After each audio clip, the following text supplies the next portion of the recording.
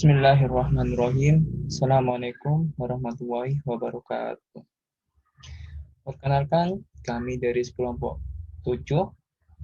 Anggota kami di sini ada Fahrul Riki, Vanessa Febrianti, Ananda Miratun, Nada Zafira, Laura Rossi, dan Septiandi Cahyo. Di video ini, kami akan menjelaskan atau mempresentasikan dari materi ringkasan dan abstrak. Video ini untuk memenuhi tugas kami dari mata kuliah Bahasa Indonesia dari dosen pengajar Bapak Sandi. Silakan disimak, didengarkan, dan dinikmati video kami. Assalamualaikum warahmatullahi wabarakatuh. Perkenalkan, nama saya Fahrul Riki, NPM saya 08.2020.1.01904. Saya di sini akan menjelaskan tentang ringkasan. Ringkasan atau sering juga disebut dengan rangkuman. Ringkasan dapat diartikan sebagai suatu hasil merangkum atau meringkas suatu tulisan atau pembicaraan menjadi suatu uraian yang lebih singkat dengan perbandingan secara proporsional antara bagian yang diringkas dengan ringkasannya. Ringkasan merupakan penyajian singkat dari suatu karangan asli tetapi dengan tetap mempertahankan urutan isi dan sudut pandang pengarang asli.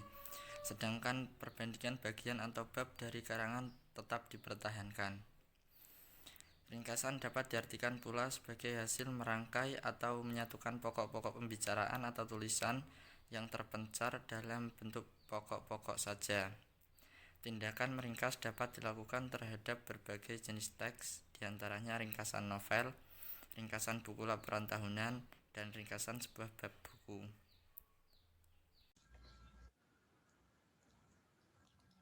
Assalamualaikum warahmatullahi wabarakatuh. Perkenalkan, nama saya Vanessa Febianti Wemingga, NPM 08.2020.1.01906 akan mempresentasikan ringkasan.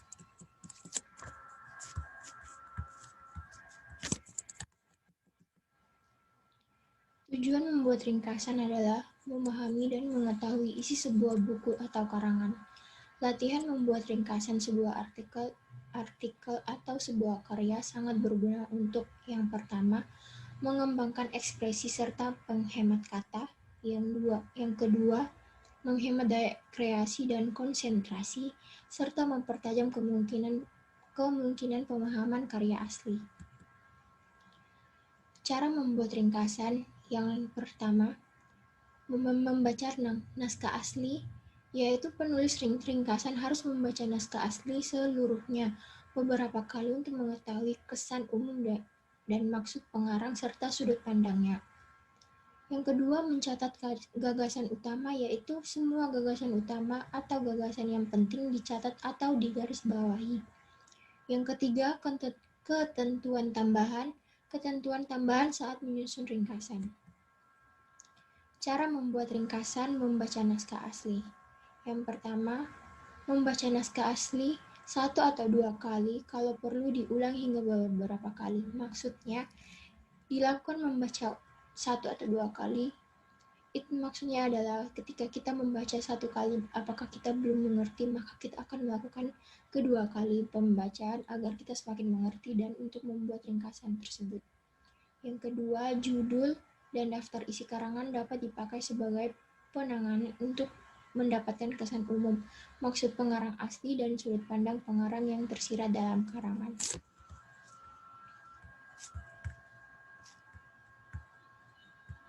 Assalamualaikum warahmatullahi wabarakatuh.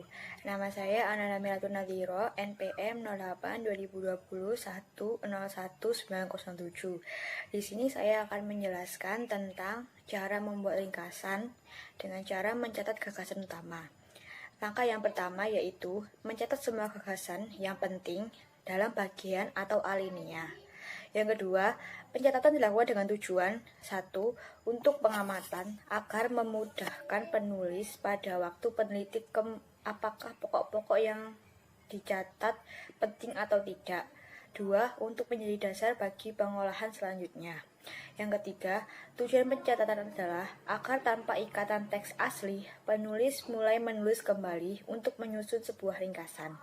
Yang terakhir adalah pada pencatatan gagasan utama, yaitu judul-judul bab, judul anak bab, alania yang harus dijadikan sasaran pencatatan. Kedua, saya akan menjelaskan tentang cara membuat ringkasan dengan ketentuan tambahan. Yang pertama, sebaiknya mempergunakan kalimat tunggal daripada kalimat majemuk. Yang kedua, ringkaslah kalimat menjadi frasa dan frasa menjadi kata. Yang ketiga, jumlah alinea tergantung dari besarnya ringkasan dan jumlah topik utama yang akan dimasukkan dalam ringkasan. Yang terakhir, semua alinea yang mengandung ilustrasi, contohnya deskripsi dan sebagainya, dapat dihilangkan kecuali yang dianggap penting. Assalamualaikum warahmatullahi wabarakatuh. Perkenalkan, nama saya Nada Safira Rahmazani dengan NPM 08 2020 10908. Di sini saya akan menjelaskan tentang bagian slide ke-9 mengenai abstrak. Menurut American National Standard Institute tahun 1997, definisi abstrak adalah representasi dari isi dokumen yang singkat dan tepat. Abstrak merupakan bentuk ringkasan dari suatu isi dokumen yang terdiri atas bagian-bagian penting dari suatu tulisan dan mendeskripsikan isi dan cangkupan dari tulisan. Kemudian saya akan menjelaskan tentang slide ke-10 mengenai fungsi dari abstrak.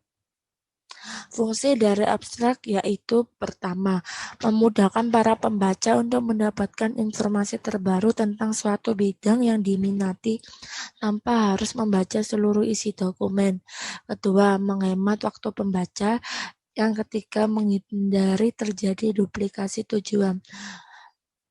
Sekian dari saya. Wassalamualaikum warahmatullahi wabarakatuh. Assalamualaikum warahmatullahi wabarakatuh. Perkenalkan, saya Dr. Rosy Almasih dengan NPM 11909. Di presentasi ini saya akan menjelaskan tentang tipe-tipe abstrak. Tipe-tipe abstrak di sini ada dua macam, ada deskriptif abstrak dan informatif abstrak. Apa itu deskriptif abstrak? Yaitu berisi informasi yang terdapat pada tulisan, berisikan tujuan, metode, kesimpulan, rekomendasi, serta memperkenalkan kepada pembaca tentang subjek dari suatu tulisan. Sedangkan informatif abstrak adalah merupakan substitusi dari dokumen. Isinya spesifik dari tulisan, biasanya digunakan dalam laporan penelitian. Next, abstract dan introduction.